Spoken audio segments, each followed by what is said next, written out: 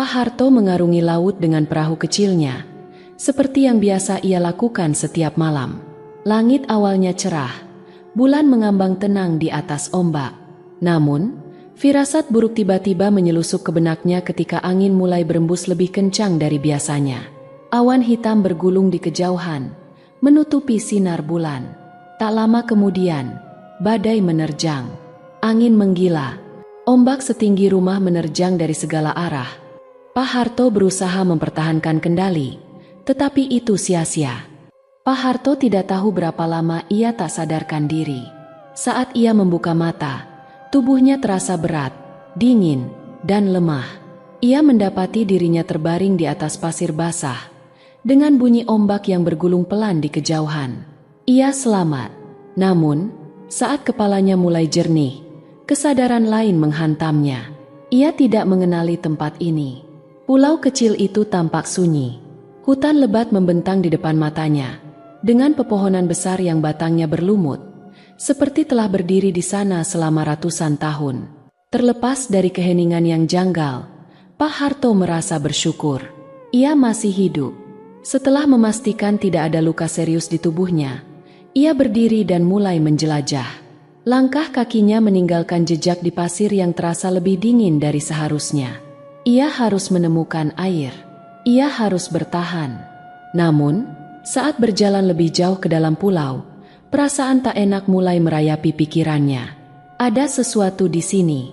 Ia tidak bisa menjelaskannya, tetapi udara di pulau ini terasa berat. Seolah-olah ada mata tak kasat mata yang mengawasinya dari dalam hutan. Pak Harto menelan ludah, memaksa dirinya tetap tenang. Ia belum tahu bahwa pulau ini bukan sekadar tanah kosong. Dan ia belum sadar bahwa sejak pertama kali ia membuka matanya di sini, ia tidak pernah benar-benar sendirian. Pak Harto berjalan perlahan di tepi hutan, matanya menyapu sekeliling. Pulau ini terasa asing, sepi, dan entah kenapa dingin. Bukan dingin karena udara, melainkan sesuatu yang lebih dalam. Ia meneguk ludah, mencoba mengabaikan kegelisahan yang menggerogoti pikirannya. Di kejauhan, suara desir ombak terdengar berirama, tapi tetap ada keheningan yang mengganggu. Seperti ada sesuatu yang mengintai di sela-sela pepohonan. Namun, Pak Harto menepis perasaan itu. Ia harus menemukan air dan makanan. Langkahnya menyusuri pantai, lalu berbelok ke dalam hutan. Aroma tanah basah bercampur garam laut menusuk hidungnya. Pohon-pohon tinggi menjulang dengan akar-akar besar mencuat dari tanah, seperti tangan raksasa yang berusaha meraih sesuatu. Setelah beberapa waktu, ia menemukan sungai kecil dengan air jernih. Tanpa pikir panjang, ia menciduk air dengan tangannya dan meneguknya. Dingin dan menyegarkan. Di sekitar sungai, terdapat pohon-pohon berbuah yang tampak bisa dimakan. Pak Harto mengambil beberapa dan duduk di atas batu besar. Ia mulai merasa lebih tenang. Mungkin pulau ini memang tidak berpenghuni. Mungkin ia hanya perlu bertahan sampai ada kapal yang lewat. Namun, ketenangannya tak berlangsung lama. Dari kejauhan, terdengar suara lirih, seperti bisikan. Pak Harto menoleh cepat. Matanya menyapu pepohonan di seberang sungai. Tidak ada siapa-siapa, hanya dedaunan yang bergoyang perlahan. Ia menghela napas. Mungkin hanya angin. Namun, ketika ia hendak kembali makan, suara itu terdengar lagi. Seperti suara seseorang yang berbisik namanya. Pak Harto membeku. Ia menajamkan pendengaran, berharap itu hanya imajinasinya. Tapi suara itu terus terdengar. Ia berdiri perlahan, matanya masih menatap ke arah hutan. Tapi tak ada yang bergerak, tak ada sosok yang terlihat. Namun, perasaan itu semakin kuat. Ia tak ingin berada di sini lebih lama. Dengan tangan gemetar, ia mengambil beberapa buah lagi dan bergegas meninggalkan sungai. Saat berjalan kembali ke pantai, suara itu menghilang. Namun, sesuatu di pulau ini mengetahui keberadaannya, dan sesuatu itu sedang memperhatikannya. Pak Harto terus berjalan menyusuri tepian hutan, berharap menemukan sesuatu yang bisa membantunya bertahan. Langit mulai meredup. Matahari perlahan tenggelam di balik cakrawala. Udara semakin dingin, dan keheningan di pulau ini terasa lebih menekan. Langkahnya terhenti saat melihat sesuatu di antara rimbunan pepohonan.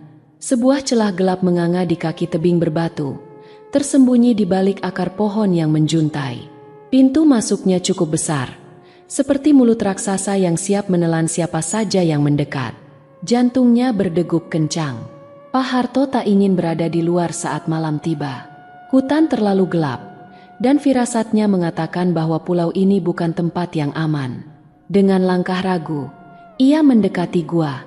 Udara di sekitarnya terasa lebih lembab, mengeluarkan aroma tanah basah dan sesuatu yang aneh, seperti dupa yang terbakar. Begitu memasuki gua, matanya perlahan menyesuaikan diri dengan kegelapan. Stalaktit menggantung dari langit-langit, meneteskan air yang bergema di dalam ruang luas itu. Cahaya samar dari celah di atas menciptakan bayangan yang bergerak-gerak, seolah ada sesuatu yang mengintai di sudut-sudutnya. Ia melangkah lebih dalam, jari-jarinya menyentuh dinding batu yang dingin. Namun, langkahnya terhenti ketika kakinya menyentuh sesuatu yang keras di tanah.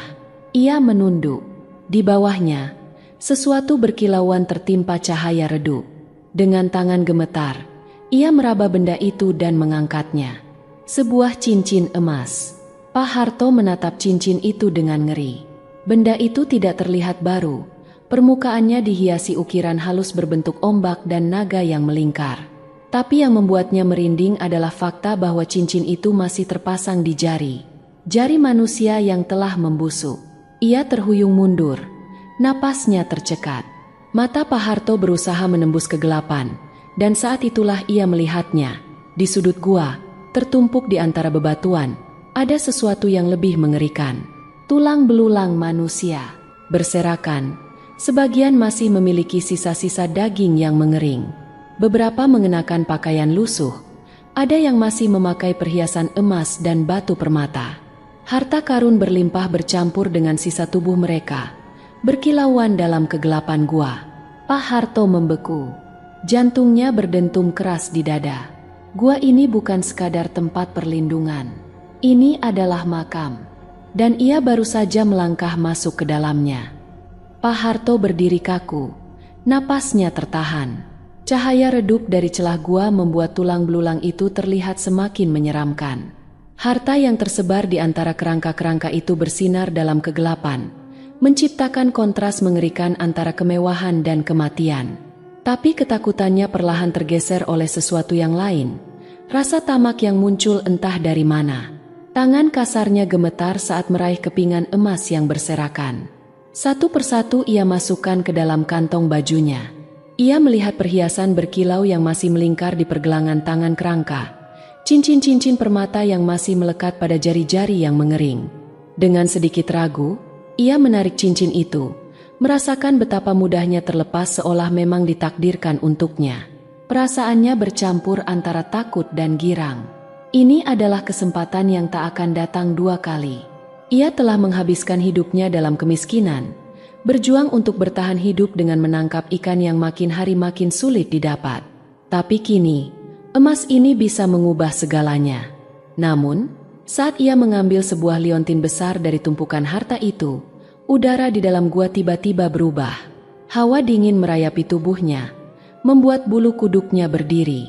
Ia merasa ada sesuatu yang mengawasinya, bukan sekadar keheningan biasa, melainkan tatapan yang begitu kuat, begitu menusuk hingga dadanya terasa sesak. Pak Harto menoleh ke sekeliling gua, berharap itu hanya perasaannya. Tapi tepat saat ia hendak berdiri, sesuatu bergerak di ujung penglihatannya. Sosok hitam berdiri di sudut gua. Ia tak bisa melihat wajahnya, hanya bayangan yang lebih pekat dari kegelapan itu sendiri. Sosok itu diam, tapi udara di sekitar gua mulai bergetar, seperti ada kekuatan yang bangkit dari dalam tanah. Pak Harto mundur, jantungnya berdegup kencang. Angin tiba-tiba berembus dari dalam gua, meniup api kecil yang menyala di celah batu. Suara bisikan menggema di seluruh ruangan, bukan dari satu suara, tapi banyak. Suara-suara yang seakan berasal dari tulang belulang yang berserakan di bawah kakinya. Ia merasakan sesuatu merayap naik di kakinya. Dingin, basah, seolah jemari-jemari tak kasat mata sedang mencengkeramnya. Pak Harto menggertakkan gigi, menahan rasa takut yang hampir melumpuhkannya. Dengan gerakan panik, ia mengisi saku bajunya dengan emas dan permata, lalu berlari keluar gua tanpa menoleh lagi. Begitu ia menerobos keluar dari mulut gua, udara segar menyambutnya, tapi rasa lega hanya bertahan sekejap. Dari dalam gua, suara-suara itu masih terdengar, semakin keras. Dan di dalam kegelapan, sosok itu masih berdiri. Pak Harto berhasil meninggalkan gua dan berlari menuju pantai. Napasnya tersengal, dadanya naik turun. Harta yang ia bawa terasa berat di kantongnya, tetapi lebih berat lagi rasa takut yang menggelayuti pikirannya. Langit telah gelap, ombak memecah kesunyian, tapi bagi Pak Harto, suara itu tidak cukup untuk mengusir bisikan-bisikan yang masih terngiang di telinganya. Ia memutuskan untuk bermalam di bawah pohon besar di tepi pantai, berharap bisa meninggalkan pulau ini saat fajar tiba. Namun, malam itu tidak membawa ketenangan. Saat ia mulai terlelap, sesuatu merayap ke dalam mimpinya. Ia berdiri di tengah gua yang sama, tetapi kali ini gua itu terasa lebih luas dan dalam. Cahaya temaram dari api kecil di dinding batu menerangi sosok-sosok yang berdiri mengelilinginya. Mereka adalah bayangan-bayangan tinggi. Tubuh mereka berwarna hitam pekat seperti bayang-bayang yang hidup. Di antara mereka, ada satu sosok yang berbeda. Seorang wanita berdiri di depan Pak Harto. Wajahnya pucat seperti bulan. Matanya hitam kelam tanpa bola mata. Gaun panjangnya berkilau seperti air laut di bawah cahaya rembulan. Rambut panjangnya bergelombang, melayang seperti ditiup angin yang tak terasa. Ia tersenyum tipis, tetapi senyum itu bukan senyum manusia. Pak Harto ingin berbicara, tetapi suaranya hilang. Wanita itu melangkah mendekat. Jemari panjangnya mengangkat liontin yang Pak Harto ambil dari gua. "Kau mengambil milikku," suaranya bergema di seluruh gua. Bukan sekadar suara biasa, tetapi bisikan yang meresap langsung ke dalam kepala Pak Harto. Ia mencoba bergerak, tetapi tubuhnya membatu. Wanita itu memiringkan kepalanya. Senyumnya semakin lebar. "Semua yang mengambil dariku akan membayar harga yang setimpal." Tiba-tiba, tangan-tangan kurus mencengkeram kakinya dari bawah tanah. Jari-jari dingin mencengkeram betisnya, menariknya ke dalam tanah yang tiba-tiba berubah menjadi lumpur hitam. Pak Harto mencoba meronta, tetapi semakin ia berjuang, semakin dalam ia tenggelam. Wanita itu tertawa pelan. Suaranya bergema seperti ombak yang pecah di karang. "Kau tidak bisa lari." Pak Harto berteriak, dan terbangun dengan napas terengah-engah. Jantungnya berdebar kencang, keringat dingin membasahi tubuhnya. Ia masih di tepi pantai, di bawah pohon yang sama, tapi sesuatu telah berubah. Laut di depannya tampak lebih gelap dari sebelumnya. Angin berembus pelan, membawa aroma asin yang menyengat. Dan di pasir di dekatnya, ada jejak-jejak kaki kecil yang mengarah ke tempatnya tidur. Jejak kaki yang tidak ada sebelumnya. Jejak kaki itu berakhir tepat di samping tubuhnya, seolah seseorang telah berdiri di sana. Pak Harto mengusap wajahnya yang basah oleh keringat. Jantungnya masih berdegup kencang. Ia melirik ke pasir di sampingnya. Jejak kaki itu masih ada, jelas dan nyata. Tapi tidak ada siapapun. Bulu kuduknya meremang. Ia segera bangkit. Matanya menyapu sekeliling pantai yang sunyi. Ombak bergulung-gulung dalam kegelapan, dan suara angin malam terdengar seperti bisikan yang samar. Ia menggeleng keras, mencoba menepis ketakutan yang menggerogoti pikirannya. "Ini hanya mimpi buruk," gumamnya, meski ia sendiri tidak sepenuhnya percaya. Namun, perasaan tidak enak itu terus menghantuinya.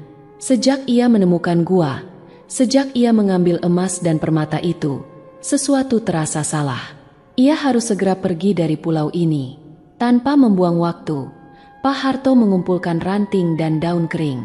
Dengan gesekan batu, ia menyalakan api unggun, berharap nyala apinya bisa menarik perhatian kapal yang lewat. Cahaya kecil itu berkobar, memberikan sedikit kehangatan di tengah dinginnya malam. Tetapi ketika api mulai membesar, sesuatu terjadi. Asapnya tidak naik ke langit seperti seharusnya. Asap itu berputar di sekelilingnya, membentuk pusaran aneh yang semakin pekat. Pak Harto melangkah mundur. Matanya melebar saat melihat bayangan-bayangan samar muncul di dalam kepulan asap. Wajah-wajah pucat dengan mata kosong. Mereka membuka mulutnya, tapi tidak ada suara yang keluar. Hanya keheningan yang menyesakkan. Pak Harto tersentak mundur. Tubuhnya gemetar hebat. Ia mengusap matanya, berharap itu hanya ilusi. Namun, saat ia membuka mata kembali, bayangan itu tetap ada dan lebih banyak. Lalu, sebuah suara terdengar, pelan, seperti bisikan yang datang dari balik angin. Kembalikan yang kau ambil. Pak Harto menoleh cepat, tapi tidak ada siapa-siapa. Hanya suara ombak yang bergulung di kejauhan. Namun, suara itu terus berulang, semakin dekat. Kembalikan, atau kau tidak akan pernah pulang. Pak Harto merasakan tubuhnya melemah. Kakinya terasa berat, seolah ada sesuatu yang menahannya. Ia mengintip ke bawah, dan darahnya membeku. Pasir di bawahnya bergerak, seperti tangan-tangan tak kasat mata yang merayap naik, mencengkeram pergelangan kakinya dengan erat. Ia berusaha menarik kakinya, tapi pasir itu semakin kuat, seolah hendak menelannya hidup-hidup. Lalu, dari sudut matanya, ia melihatnya. Sosok wanita bergaun panjang, berdiri di tepian pantai. Rambutnya yang hitam panjang melambai tertiup angin. Wajahnya tetap pucat seperti bulan. Ia tidak bergerak, tidak berbicara, hanya berdiri, menatap Pak Harto dengan mata hitam kelam yang kosong, seolah menunggu sesuatu. Dan Pak Harto tahu, teror ini baru saja dimulai. Pak Harto tidak bisa bergerak. Matanya terkunci pada sosok wanita di tepian pantai. Napasnya pendek. Dadanya naik turun dalam ketakutan yang tak pernah ia rasakan sebelumnya. Wanita itu berdiri diam. Gaunnya melayang pelan seperti tertiup angin yang tak terasa. Wajahnya begitu pucat, dengan mata hitam pekat yang seakan menembus jiwa siapapun yang berani menatapnya. Pak Harto ingin lari, tapi pasir di bawahnya semakin mencengkeram kaki-kakinya, seolah hidup. Ia berusaha menarik diri, namun semakin ia melawan, semakin dalam ia tenggelam. Wanita itu mengangkat tangannya perlahan, dan tiba-tiba, dunia di sekitarnya berubah. Langit malam menjadi lebih gelap, seolah bintang dan bulan menghilang begitu saja. Laut yang tadi bergemuruh kini membisu. Udara terasa lebih berat, penuh bisikan yang datang dari segala arah. Bisikan yang menyebut namanya. Kau telah mengambil milik kami. Bayarlah dengan nyawamu. Pak Harto memejamkan mata, tubuhnya gemetar hebat. Saat ia membuka matanya kembali, wanita itu sudah tidak lagi berdiri di tepian pantai. Dia ada di hadapannya. Begitu dekat hingga Pak Harto bisa melihat dengan jelas wajahnya yang menakutkan. Kulit pucat seperti porselen retak, bibir membiru, dan mata hitam yang tak memiliki dasar. Wanita itu tersenyum. Senyum yang membuat darah Pak Harto membeku. Ia ingin berteriak, tapi tenggorokannya terasa tersumbat. Lalu, sesuatu menyentuh wajahnya. Tangan dingin, jari-jari panjang yang kukunya tajam. Sentuhan itu bukan sekadar sentuhan biasa. Itu adalah sentuhan yang membawa rasa dingin menembus kulit, meresap ke dalam tulangnya. Pak Harto melihat sekelilingnya dengan panik.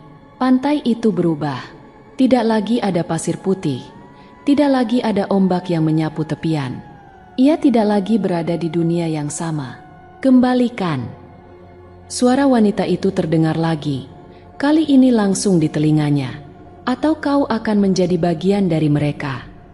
Pak Harto menoleh dan melihat puluhan sosok berdiri di antara pepohonan. Wajah-wajah mereka kosong.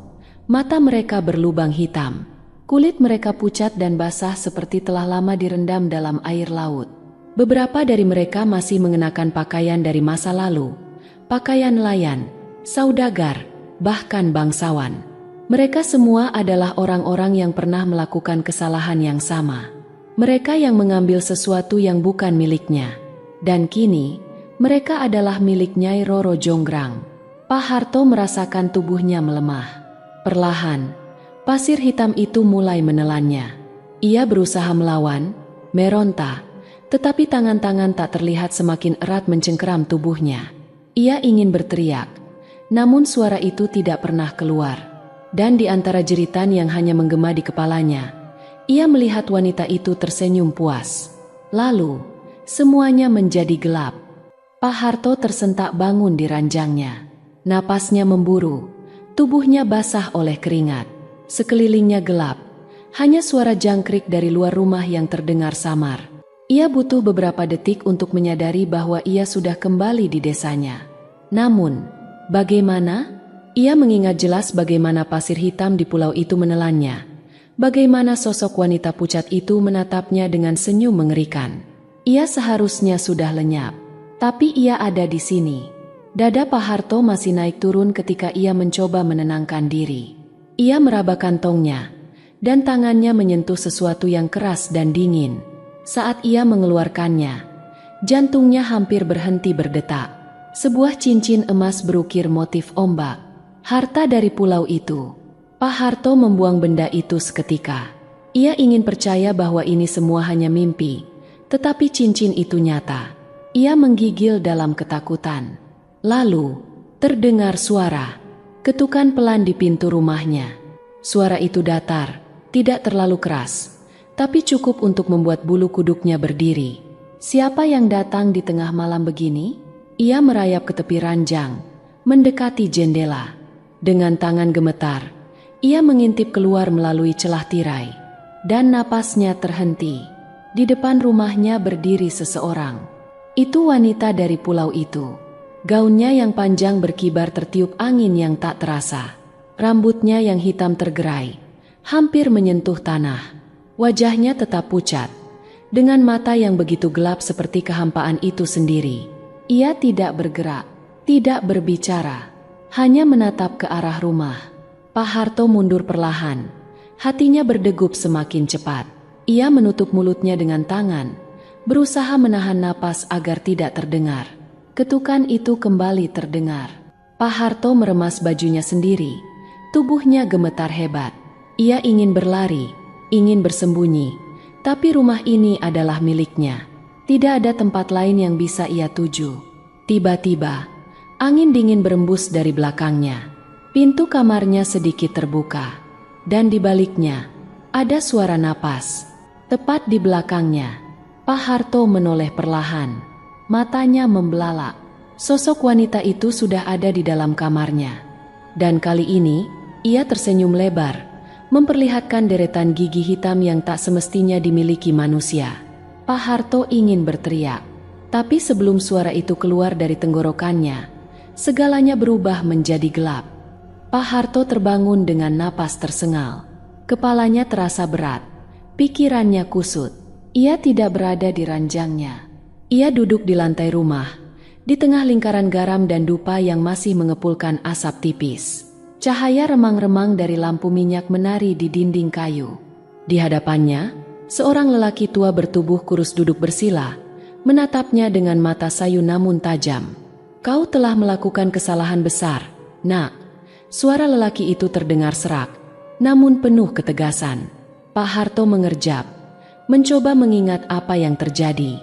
Ingatan tentang wanita itu, tentang senyum mengerikan dan napas dingin yang menyentuh tengkuknya, membuat tubuhnya merinding lagi.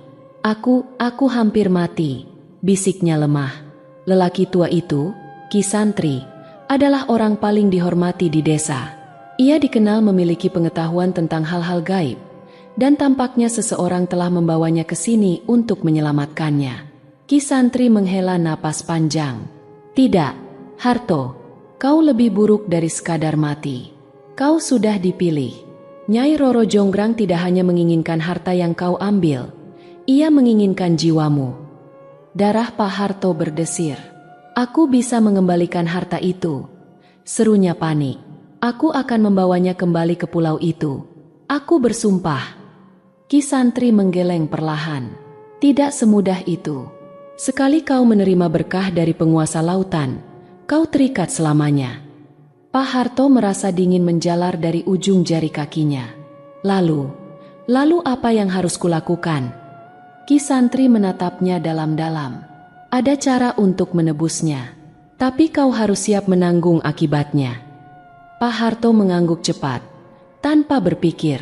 Apapun, aku hanya ingin terbebas dari ini. Ki Santri mengeluarkan sebuah mangkuk tembaga berisi air yang telah dicampur bunga melati dan sesajen. Ia menggambar simbol-simbol aneh di lantai dengan kapur putih, lalu menutup mata dan mulai merapal mantra. Angin dingin berembus dari jendela yang terbuka, meniup api lampu minyak hingga redup. Lalu, suara itu datang. Pak Harto membeku. Itu suara yang sama. Suara yang menghantuinya sejak ia mengambil emas dari gua terkutuk itu.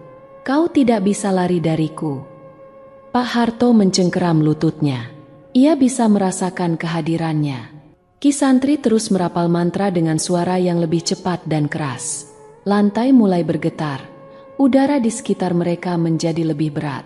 Lalu sesuatu berteriak. Suara yang begitu nyaring dan menyakitkan, seakan berasal dari kedalaman laut yang paling gelap. Api lampu minyak padam seketika. Ruangan menjadi gelap gulita. Dan dalam kegelapan itu, Pak Harto melihat sesuatu. Sepasang mata hitam, lebih pekat dari malam, menatapnya dari kehampaan. Ia tahu siapa yang menunggunya. Ia tahu ini belum selesai. Pak Harto merasakan sesuatu yang dingin menjalar dari telapak kakinya. Seakan ada tangan-tangan tak kasat mata yang merayap naik, mencengkeram tubuhnya erat. Ia ingin berteriak, tapi suaranya tercekat di tenggorokan. Ki Santri terus merapal mantra, suaranya semakin lantang. Namun Pak Harto tahu sesuatu telah berubah. Udara di dalam ruangan semakin berat, napasnya tersendat, dan dari bayangan gelap di sudut rumah, sosok itu muncul. Wanita itu, Nyai Roro Jonggrang, berdiri dengan gaun hitam panjang yang berkibar seolah berada di dasar laut. Rambutnya menutupi sebagian wajahnya, namun kedua matanya bersinar menembus kegelapan. Senyum mengerikan masih menghiasi bibirnya, namun kali ini ada sesuatu yang berbeda, seperti rasa marah yang sudah mencapai puncaknya. Harto. Suara itu berdesir seperti angin dingin, menusuk ke dalam kepala Pak Harto. Ki Santri membuka mata, lalu dengan cepat mencabut sebilah keris dari balik jubahnya. Jangan dengarkan dia, Harto. Kau harus melawan. Pak Harto ingin menurut, tapi tubuhnya sudah kehilangan kendali. Tangan dan kakinya kaku, sementara matanya tidak bisa lepas dari sosok di depannya. Kau berjanji akan kembali, tapi kau ingkar. Suara Nyai Roro Jonggrang berubah lebih tajam, menggema di seluruh ruangan. Kau ingin membuang berkahku, padahal itu telah menjadi bagian dari dirimu. Angin kencang berhembus tiba-tiba, membuat jendela rumah terbuka lebar. Lilin dan lampu minyak padam sepenuhnya, menyisakan kegelapan total. Pak Harto merasa sesuatu menarik tubuhnya ke belakang. Tiba-tiba, Ki Santri menancapkan keris itu ke tanah, tepat di dalam lingkaran garam. Ledakan cahaya putih muncul seketika, mengusir bayangan kelam yang menguasai ruangan. Nyai Roro Jonggrang menjerit. Suaranya seperti badai yang mengamuk di tengah samudra. Pak Harto jatuh tersungkur. Tapi sesuatu terasa aneh.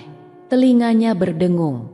Cahaya putih yang muncul dari keris itu mulai meredup, dan perlahan-lahan, suara Nyai Roro Jonggrang berubah menjadi tawa pelan. Ki Santri terhuyung ke belakang, tubuhnya gemetar. Pak Harto menoleh ke arah Ki Santri, tapi apa yang dilihatnya membuat darahnya membeku. Kulit Ki Santri mulai mengering dan menghitam. Urat-urat di lehernya mencuat, matanya berputar ke belakang. Sesuatu sedang menghisap kehidupannya. Dalam sekejap, tubuh Ki Santri runtuh ke tanah, menjadi abu yang tertiup angin. Dan Nyai Roro Jonggrang masih berdiri di sana. Senyumnya semakin lebar. Tidak ada yang bisa menyelamatkanmu, Harto. Pak Harto ingin berlari, tapi bayangan hitam dari tubuh wanita itu menjulur cepat seperti tentakel, melilit pergelangan kakinya. Ia meronta, mencakar lantai, berusaha kabur, tapi sudah terlambat. Dingin itu semakin kuat, menjalar dari kakinya ke seluruh tubuhnya. Tubuhnya mulai tenggelam ke dalam bayangan hitam di lantai, seperti tersedot ke dalam dunia lain. Desanya menghilang, rumahnya menghilang, yang tersisa hanya gelap. Dan di tengah kegelapan, Nyai Roro Jonggrang berbisik di telinganya, "Kau milikku sekarang." Keesokan harinya, rumah Pak Harto ditemukan dalam keadaan kosong. Tak ada tanda-tanda perlawanan. Tak ada jejak keberadaannya. Namun para tetangga yang penasaran dan masuk ke dalam rumahnya mengaku mendengar sesuatu. Dari balik dinding kayu yang tua, jika kau mendekat dan mendengarkan baik-baik, ada suara pelan. Seperti seseorang yang berbisik, memohon tolong, tapi sudah terlambat. Sejak hari itu, nama Pak Harto hanya menjadi bisikan di antara penduduk desa. Tidak ada yang tahu kemana ia menghilang, dan tidak ada yang berani mencari tahu. Rumahnya dibiarkan kosong, dindingnya lapuk dimakan waktu. Namun, di malam-malam tertentu, ketika angin laut bertiup membawa aroma garam dan dupa, beberapa orang bersumpah mendengar suara lirih dari dalam rumah itu. Suara seseorang yang terjebak, merintih dari balik kegelapan. Sebuah pengingat bahwa ada batas yang tak boleh dilanggar. Dan bagi mereka yang berani mengambil apa yang bukan miliknya, hukuman tidak selalu datang dalam bentuk kematian. Terkadang, nasib yang lebih mengerikan menanti.